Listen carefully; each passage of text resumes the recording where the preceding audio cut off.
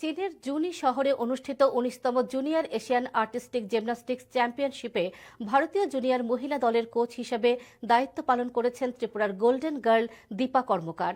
দূরদর্শনকে আজ একান্ত সাক্ষাৎকারে জানালেন তাঁর অভিজ্ঞতা। ভারতীয় জিমন্যাস্টিকের ইতিহাসে একটি অনন্য নাম হলো দীপা কর্মকার।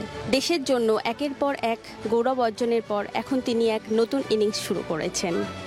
সম্প্রতি চীনে আয়োজিত ১৯তম জুনিয়র এশিয়ান আর্টিস্টিক জিমন্যাস্টিক চ্যাম্পিয়নশিপে তিনি দলের কোচ হিসাবে সেখানে উপস্থিত ছিলেন।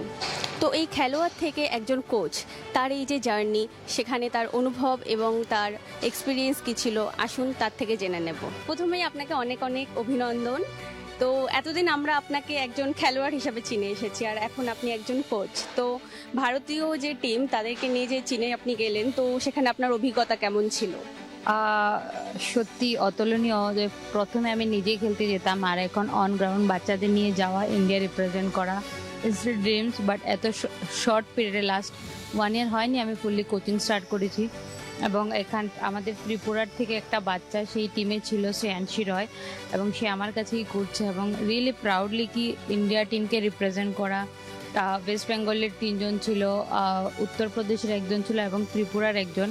এবং স্পেশালি যখন আমাদের সাথের যে কোচেসরা ছিল আদার্স কান্ট্রি, ওরা দেখতো অ্যাজ এ প্লেয়ার খেলতে, এখন অন গ্রাউন্ড ওদের সাথে কোচিং হয়ে কাজ করতে, তো দুটো জিনিসের মধ্যে সত্যি খুব proud me, because sometimes I am represent as athlete, nowadays I am represent as coach. This is too different.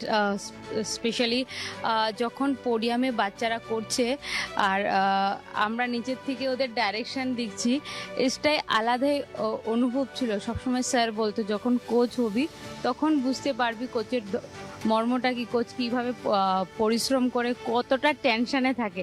এখন আমরা বুঝতে পারছি সেই জিনিসটা, যে সত্যি যখন বাচ্চা করে তখন সিঙ্গেল না, পুরো কান্ট্রির একটা টেনশন, একটা স্পেশাল ফিল আমাদের উপর থাকে, যে না, আমাদের বেস্ট টু বেস্ট পারফরমেন্স ওদের দিয়ে করাতে হবে। বিকজ অফ কান্ট্রিকে আমরা রিপ্রেজেন্ট করছি, সেটা অনুভূতি যতটাই বলি অনেকটাই কম। জাস্ট আমি সেটাই বলবো, অসংখ্য ধন্যবাদ GFI, sports authority of India, and specially government of India, এত সুন্দর একটা সুযোগ দিয়েছে আমাদের সেই জিনিসটা করার জন্য। এবং আমার দৃঢ় বিশ্বাস যে এই জুনিয়র বাচ্চাগুলি যারা আছে, আগামী দিনে আমাদের কান্ট্রির জন্য অনেক পদক নিয়ে আসবে। আপনার কাছ থেকে প্রশিক্ষণ নিয়ে দীপা কর্মকার, সে শুধু ত্রিপুরাকে নয়, পুরো ভারতবর্ষের নাম উজ্জ্বল করেছে এবং ভারতকে বিশ্বের দরবারে নিয়ে গেছে।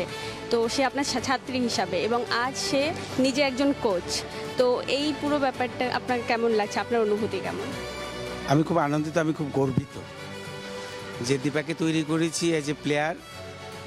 2024-এ এশিয়ান চ্যাম্পিয়নশিপ থেকে যখন সে গোল্ড মেডেল আনে, তারপরে ওকে আমি বললাম যে না, আর নয়, এবার তুমি কোচিংয়ে আসো। এখানকারই একটা জিমনাস্ট ছিল শ্রেয়াংশী রয়, ওকে নিয়ে ও 2 বছর খুব হার্ডওয়ার্ক করার পরে সিলেকশনের চান্স পেয়েছে। এশিয়ান চ্যাম্পিয়নশিপে চায়নাতে গিয়েছিল। আমি সত্যি খুব প্রাউড ফিল করছি, এবং আশা করি দীপা যে লেভেলে গেছে তার থেকে ভালো লেভেল সে নিয়ে যাবে বাচ্চাদেরকে। কারণ আমরা যারা কোচ, আমরা সবসময় এটাই ভাবি যে আমি যে স্ট্যান্ডার্ডে ছিলাম, আমি বাচ্চাকে আমার থেকে ভালো স্ট্যান্ডার্ডে তৈরি করব। আমার অলিম্পিকের ছিল, টার্গেট ছিল, কিন্তু হয়নি। 1980-তে মস্কো অলিম্পিকে অনেক চেষ্টা করেছিলাম, হয়নি। খুব মনে ব্যথা পেয়েছি, তখন আমি জিমন্যাস্টিক করতাম।